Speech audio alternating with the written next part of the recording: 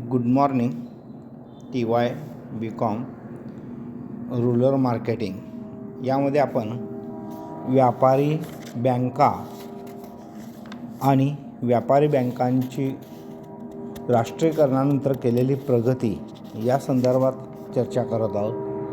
तत्पूर्वी आपण व्यापारी बँका संकल्पना, व्यापारी बँकांचं झालेले 14 बँकांचे राष्ट्रीयकरण, त्याचबरोबर त्यानंतर 6 बँकांचं झालेले राष्ट्रीयकरण आणि व्यापारी बँकांच्या राष्ट्रीयकरणाची उद्दिष्टे या संदर्भात मागील तासाला आपण सविस्तर चर्चा केलेली आहे.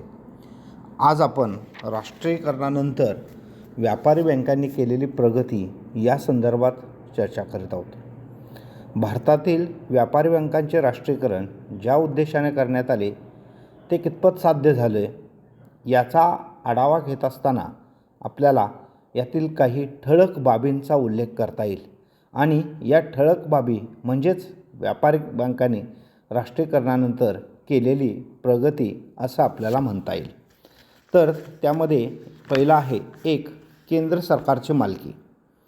सन 1969च्या बँकिंग कंपनी कायद्यानुसार 14 मोठ्या व्यापारी बँकांची मालकी व व्यवस्थापन हे केंद्र सरकारकडे हस्तांतरित करण्यात झाले. असे असले तरी प्रत्येक राष्ट्रीयकृत बँकेचे स्वतंत्र अस्तित्व मात्र कायम ठेवण्यात आले. त्यामुळे या बँका आपल्या जुन्या नावाने बँकिंग व्यवसाय करीत असल्या तरी केंद्र सरकार जरुरी असल्यास त्या बँकांचं एकत्रीकरण किंवा विलिनीकरण करू शकतं.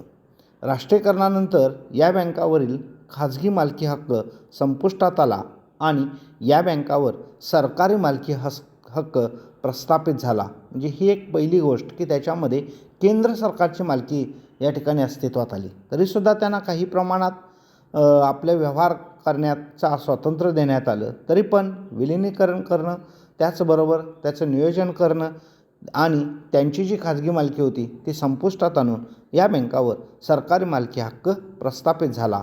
एक म्हणजेच केंद्र सरकारची मालकी हा एक बदल आपल्याला त्या ठिकाणी उल्लेख करता येईल. दुसरा आहे व्यवस्थापनात बदल. राष्ट्रीयकरणानंतर या बँकांच्या संचालक मंडळाला विशेष अधिकार प्राप्त झाला. प्रत्येक बँकेचे संचालक मंडळ स्वतंत्र आहे. या योजनेनुसार प्रत्येक बँकेच्या व्यवस्थापनासाठी 15 व्यक्तीचे संचालक मंडळ अस्तित्वात आले.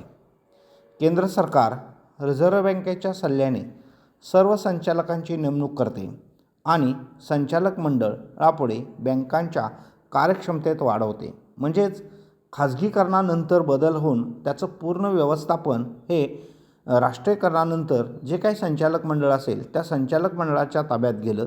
संचालक मंडळाला एक विशिष्ट दर्जा अधिकार होता, त्यांना स्वातंत्र्य होतं आणि त्यावरती जे 15 व्यक्तींचं संचालक मंडळ अस्तित्वात होतं आणि ते सर्व संचालक मंडळ रिझर्व्ह बँकेच्या सल्ल्याने रिझर्व्ह बँकेच्या बँकिंग कायद्यानुसार या संचालकांची नियुक्ती आणि त्या बँकांचं व्यवस्थापन करण्यात आलं आणि त्यामुळे बँकांच्या कार्यक्षमतेत वाढ होत गेली. दुसरा बदल आहे व्यापारी बँकांच्या प्रवृत्तीत बदल. राष्ट्रीयकरणापूर्वी व्यापारी बँका या खाजगी मालकीच्या होत्या. त्यांच्यावर खाजगी उद्योजकांचा प्रभाव होता. त्यामुळे या बँका शेतीला फार कमी कर्ज पुरवठा करत होते.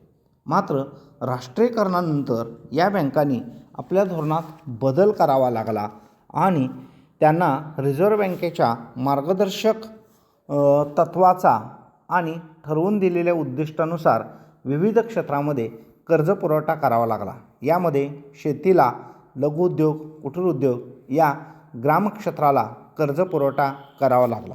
त्यामुळेच व्यापारी बँकांच्या प्रवृत्तीत बदल झाला, ज्यामध्ये 100% परत वसुलीची गॅरंटी आहे. अशाच क्षेत्रात पूर्वी कर्जपुरवठा करायच्या, पण त्यानंतर राष्ट्रीयकरणानंतर रिझर्व्ह बँकेचे मार्गदर्शक तत्त्व अंमलात आणावं लागलं आणि त्यामुळे इतर क्षेत्रांनाही, विशेष करून शेती, लघुउद्योग, कुटीर उद्योग या क्षेत्रांनासुद्धा या बँकांना कर्जपुरवठा करावा लागला. त्यानंतर आहे व्यापारी बँकांचा शाखा विस्तार. सध्या देशात 26 राष्ट्रीयकृत बँकांच्या 64,240 शाखा कर्जपुरवठा करण्याचं काम करतात. व्यापारी बँकांच्या राष्ट्रीयकरणानंतर विशेषतः अग्रणी बँक योजनेनंतर बँकांचा वेगाने विकास झाला. सध्या ग्रामीण शाखांची संख्या 51% आहे. 1969मध्ये ग्रामीण बँकांची संख्या फक्त 22% होती आणि सध्या 51% शाखा या ग्रामीण भागात आहेत. म्हणजेच या बँकांच्या 101 शाखा परदेशात कार्यरत आहेत. म्हणजेच 1969मध्ये भारतातील प्रति बँक कार्यालयापाठीमागे लोकसंख्येचे प्रमाण 64,000 होते, ते सध्या हे प्रमाण 11,000वरती आणण्याचा काय केलेला आहे, प्रयत्न झालेला आहे. म्हणजेच राष्ट्रीयकरणापूर्वी फक्त औद्योगिकरण आणि शहरामध्येच या बँकांच्या शाखा होत्या, पण राष्ट्रीयकरणानंतर ज्या पूर्वी 22% प्रमाण होतं ते 51% प्रमाण हे ग्रामीण भागात झालं आणि फार मोठ्या प्रमाणात शाखा विस्तार होऊन या व्यापारी बँकांचा शाखा विस्तार झाल्यामुळे या लोकसंख्येचे प्रमाण जे 64,000 प्रति बँक होतं ते 11,000 प्रमाण कमी करण्यात आलं. म्हणजेच ही एक प्रगती व्यापारी बँकांचा शाखा विस्तार या ठिकाणी आपल्याला नमूद करता येईल. त्यानंतर बँकांच्या ठेवीमध्ये वाढ. ठेवी हा बँक व्यवसायाचा पाया आहे. लोकांच्या खाजगी बँकापेक्षा सहकारी बँकावर अधिक विश्वास आहे. अलीकडच्या काळात व्यापारी बँकांमधील ठेवीमध्ये त्यामुळेच वाढ झालेली दिसून येते आणि याचे महत्त्वाचे कारण सरकारने अंगीकारले चलन विस्ताराचे धोरण आणि बँकिंग लोकांना लावलेली बस्तीची सवय. 2001मध्ये व्यापारी बँकाकडील ठेवी जवळपास 10,13,076 कोटी रुपयांच्या एवढ्या झाल्या. या ठेवीचा वापर कर्ज व्यवहारासाठी मोठ्या प्रमाणात राष्ट्रीयकरणानंतर होत गेला. व्यापारी बँकाकडील एकूण ठेवीच्या जवळपास 86% ठेवी या राष्ट्रीयकृत बँकांमध्ये आहेत आणि सध्या ठेवी मिळवण्यामध्ये तीव्र स्पर्धा असली तरी व्यापारी बँकांनी आपल्या ठेवीच्या दरात सातत्य राखले आहे आणि हे सातत्य राखण्याचं महत्त्वाचं कारण म्हणजे व्यापारी बँकांच्या राष्ट्रीयकरणानंतर लोकांचा बँकेवरती निर्माण झालेला अधिक विश्वास, तसंच या बँकांचं असणारं व्यवस्थापन मंडळ, कार्यक्षमता आणि सरकारची मालकी अशा अनेक गोष्टींच्यामुळं समाजामध्ये या बँकांच्याबद्दल विश्वासार्हता प्राप्त झाली आणि त्यातूनच या बँकांच्या ठेवीमध्ये फार मोठ्या प्रमाणामध्ये वाढ झाल्याचे आपल्याला पाहायला मिळतं. त्यानंतर व्यापारी बँकांचा पतपुरवठा. बँका ठेवीदारांचा पैसा व्यावसायिकांना कर्जरूपाने उपलब्ध करून देतात. यामध्ये बँकेची भूमिका मध्यस्थांची असते. व्यापारी बँकातील ठेवी वाढीबरोबर कर्जपुरवठ्यात वाढ होऊन उद्योग आणि शेती क्षेत्रातील उत्पादनात भरीव स्वरूपाची वाढ झाली आहे.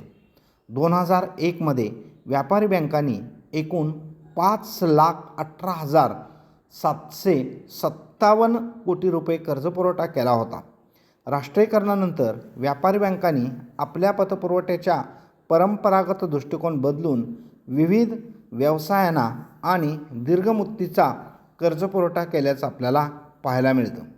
तसेच मोठ्या उद्योगाबरोबरच लहान व कमकुवत उद्योगांना, लहान शेतकऱ्यांना आणि ग्रामीण बेरोजगारांना कर्जपुरवठा केल्याचं आपल्याला पाहायला मिळतं. राष्ट्रीयकरणानंतर अग्रणी बँक योजनेने आणि सेवा क्षेत्र दृष्टिकोन हे शक्य झालेले दिसून येते. त्यामुळे व्यापारी बँकांचा पतपुरवठा फार मोठ्या प्रमाणात वाढत असल्याचं आपल्याला पाहायला मिळतं आणि हा व्यापारी बँकांचा पतपुरवठा राष्ट्रीयकरणामुळे वाढला. कर्जपुरवठ्यामध्ये वाढ आली आणि कर्जपुरवठ्यामध्ये शेती उद्योग क्षेत्राचं भरीव उत्पादनात वाढ होऊन त्या क्षेत्रालाही भरीव कर्जपुरवठा करण्यात आल्याचं आपल्याला पाहायला मिळतं. तसेच लहान आणि ग्रामीण बेरोजगारांना सुद्धा कर्जपुरवठा केला. त्यामुळेच व्यापारी बँकांच्या पतपुरवठ्यात फार मोठ्या प्रमाणात वाढ झाली. अग्रक्रम क्षेत्रांना कर्जपुरवठा. अग्रक्रम क्षेत्रामध्ये लहान शेतकरी, लघुउद्योग, कुटीर उद्योग, वाहतूक, व्यवसायदार, लहान व्यावसायिक, स्वयंरोजगारातील व्यक्ती, किरकोळ व्यापारी, मागासवर्गीय व व्यक्ती यांचा समावेश होता आणि राष्ट्रीयकरणानंतर या अग्रक्रम व्यवसायाचा समावेश करण्यात आला या बँकांनी अग्रक्रम क्षेत्राला सरळ कर्ज पुरवठा केला. अग्रक्रम क्षेत्रामध्ये लहान शेतकरी, लघु उद्योग, कुटीर उद्योग, वाहतूक व्यवसाय, किरकोळ व्यापार, लहान व्यावसायिक, स्वयंरोजगारातील व्यावसायिक या सर्वांचा समावेश झाला आणि राष्ट्रीयकरणानंतर या अग्रक्रम क्षेत्रात शेती व्यवसायाचा समावेश करण्यात आला आणि त्यामुळे या ठिकाणी राष्ट्रीयकरणानंतर या बँकेने शेती क्षेत्राला अगदी सढळ हाताने कर्ज पुरवठा केला. एकूण कर्ज पुरवठ्याच्या 42% कर्ज पुरवठा हा राष्ट्रीयकरणानंतर व्यापारी बँकांनी या अग्रक्रम क्षेत्राला करण्यात आला. अग्रक्रम क्षेत्राच्या बाबतीत व्यापारी बँकांनी अत्यंत महत्त्वाची भूमिका पार पाडली आणि त्यामुळे खऱ्या अर्थाने राष्ट्रीयकरणामुळे बँकिंग क्षेत्राच्या कर्ज पुरवठ्याला गती मिळाल्याचे आपल्याला पाहायला मिळतं. त्यानंतर रोजगार निर्मिती आणि दारिद्र्य निर्मूलन कार्यक्रम. राष्ट्रीयकृत बँकांनी आर्थिकदृष्ट्या दुर्बल घटकांना पतपुरवठा करण्याचं काम हाती घेतलं. भारत सरकारने 1972मध्ये 162 जिल्ह्यात भिन्न व्याजदर धोरणाचा कार्यक्रम हाती घेतला होता. या कार्यक्रमाअंतर्गत राष्ट्रीयकृत बँकांनी सवलतीच्या 4% व्याजदराने कर्ज पुरवठा करण्याचे कार्य हाती घेतले. जून 1990 अखेर या योजनेअंतर्गत 4.3 दशलक्ष खातेदारांना 710 कोटी रुपये पतपुरवठा करण्यात आला.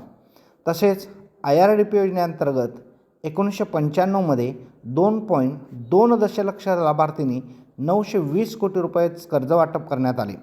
यामध्ये 1 लाख लाभार्थी मागास जाती जमातीतील होते तर 7 लाख लाभार्थी स्त्रिया होत्या. 7व्या योजनेच्याही काळात या बँकांनी 18.3 दशलक्ष व्यक्तींना अशा प्रकारे अर्थसहाय्य केले. त्यापैकी 8.2 दशलक्ष मागास जाती जमातीतील होते तर 7 लाख स्त्रिया होत्या. 7व्या योजनेच्या काळात IRDP अंतर्गत दिलेल्या कर्जवसुलीचा दर अत्यंत कमी होता, म्हणजेच तो 12% होता.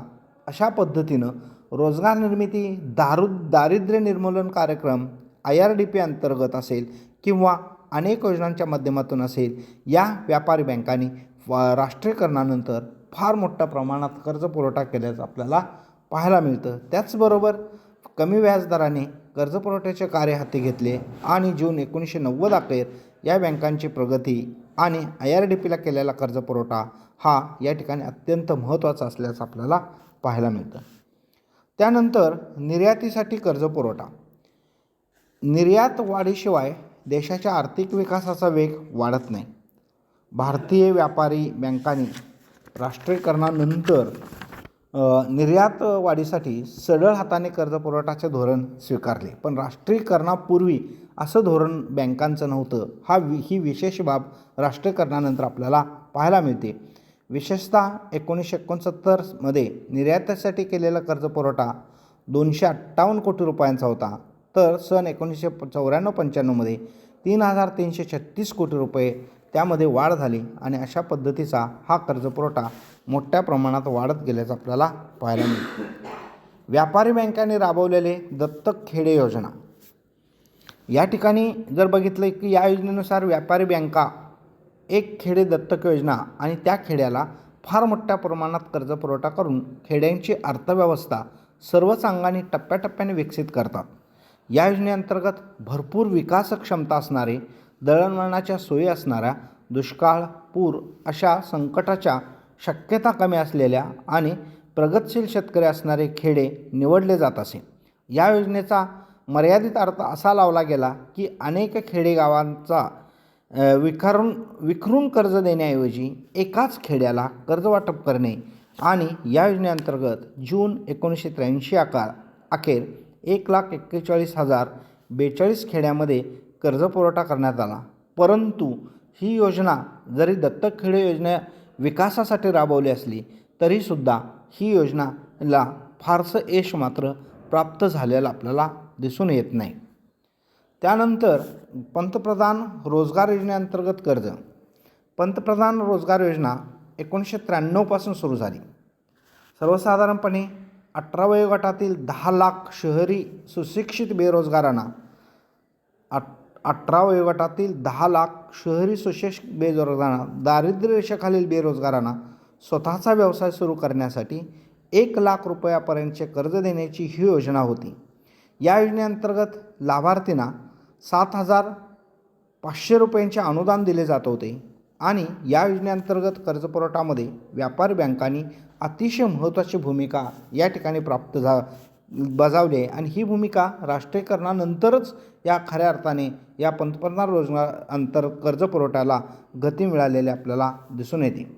डिसेंबर 1992मध्ये बाबरी मशीद आणि मार्च 1993मध्ये दंगली आणि जाळपोळ या सर्वांची झळ या ठिकाणी पोचली, तरीसुद्धा या व्यापारी बँकांनी त्या काळात लोकांना फार मोठ्या प्रमाणात मदत केल्याचे आपल्याला दिसून येते. त्यानंतर नैसर्गिक झळ पोचलेल्या लोकांना अधिक मदत. व्यापारी बँकांनी विशेष करून नैसर्गिक आपत्ती, दंगली, जाळपोळ इत्यादीमुळे नुकसान पोचलेल्या लोकांसाठी आर्थिक मदतीसाठी व्यापारी बँकांनी महत्त्वाची भूमिका पार पाडली आहे. डिसेंबर 1992मध्ये बाबरी मशीद आणि मार्च 1933मध्ये दंगलीची जाळपोळ या सगळ्यांची झळ पोचलेल्या लोकांना व्यापारी बँकांनी मदत दिलेली आहे. या कर्जदारासाठी जमीन आणि कर्जतारण गाळा याबाबत सूट देण्यात आली आहे. इंदिरा गांधींच्या मृत्यूनंतर दंगलीची झळ पोचलेल्या कर्जदारांना 60% दराने कर्जपुरवठा करण्यात आल्याचं आपल्याला पाहायला मिळतं. म्हणजेच नैसर्गिक आपत्ती असेल किंवा अन्य काही देशांतर्गत जाती दंगली असतील किंवा देशांतर्गत ज्या काही समस्या निर्माण झालेल्या असतील, यामुळे ज्या सर्वसामान्य कुटुंबांना जो त्रास सहन करावा लागला, ज्या आर्थिक समस्यांना तोंड द्यावे लागलं, त्या सर्व लोकांच्यासाठी नैसर्गिक आपत्तीची झळ म्हणून या लोकांना आर्थिकदृष्ट्या मदत करण्याचं काम व्यापारी बँकांनी राष्ट्रीयकरणानंतर केल्याचं आपल्याला पाहायला मिळतं. सेवा क्षेत्र दृष्टिकोन. ग्रामीण कर्जपुरवठा पद्धतीत सुधारणा घडवून आणण्यासाठी ग्रामीण व अर्धनागरी शाखांच्यामध्ये कर्जपुरवठा करण्यासाठी विशिष्ट भाग त्यामध्ये वाटून देण्यात आला. त्यामध्ये एक विशिष्ट ग्रामीण रूपरेषेचा अभ्यास व्यवस्थितपणे केला गेला नाही आणि मध्यवर्ती कार्यालयाकडून योग्य सूचना आल्या नाहीत. त्यामुळे ही जी सेवा क्षेत्र दृष्टिकोन जी योजना होती ती अपयशी ठरली. तरी पण ही योजना यशस्वी होण्यासाठी व्यापारी बँकांनी 3 ते 7 जिल्ह्यांच्यामध्ये प्रादेशिक अभ्यास करावा अशा सूचना देण्यात आल्या. सध्या नाबार्ड आणि अग्रणी बँक योजना या अंतर्गत सेवा क्षेत्र दृष्टिकोन राबवला जात आहे. अशा पद्धतीनं 1969च्या राष्ट्रीयकरणानंतर व्यापारी बँकांनी विविध क्षेत्रामध्ये केलेल्या प्रगतीचा आपण आढावा घेतला की जी समाज विकासासाठी आवश्यक आहे, देशाच्या आर्थिक विकासासाठी आवश्यक आहे. अशा अनेक योजनांच्यामध्ये व्यापारी बँकांनी फार मोठी प्रगती केल्याचं आपल्याला पाहायला मिळते. धन्यवाद.